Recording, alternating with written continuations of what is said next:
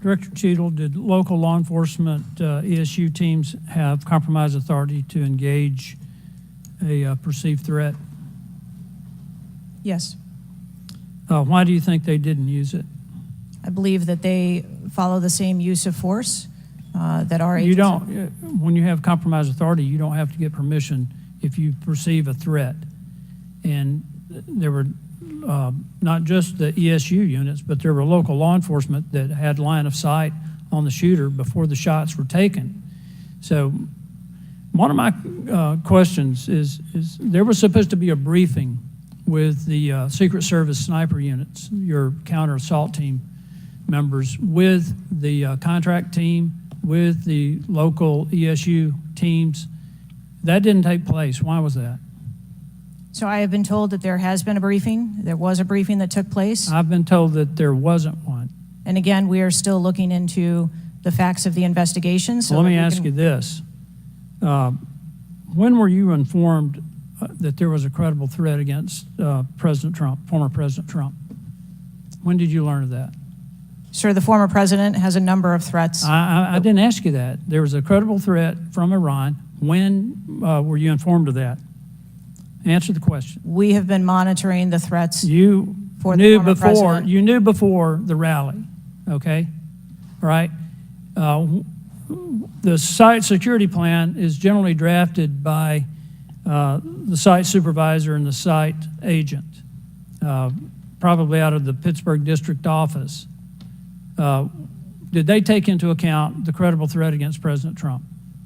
Our personnel take into account the threats that are Then out why there. would they leave a building? And I will correct the distance that's been quoted. It was about 140 yards with clear line of sight to the president. Why was that building not occupied on the roof? I mean, you could have put Barney Fife on the roof and kept somebody from getting up there. So why wasn't that done? The plan that was developed that day encompassed a number of security mitigations. The issue is the site supervisor, the site agent, and the special agent in charge, who I think signed off on the plan, did not include that in the inner perimeter, and they didn't have a plan to secure the building. As I understand it, the Butler County ESU unit was situated on the second floor of a building next to that, but they didn't have a clear line of sight of the roof. The angle was too severe. The photograph that was taken of the young man, of the shooter, when he had the rangefinder, was taken at 5:15. It wasn't until 5:38 that photograph was transmitted to the Secret Service sniper units. I don't understand the lack of interoperability here in the communication process. I don't understand why people didn't perceive that as a credible threat. The video that Mr. Christopher Morphy had shown there was clearly a credible threat. So how is it that all of these mistakes could be made? How many explosive devices were found on or near the site?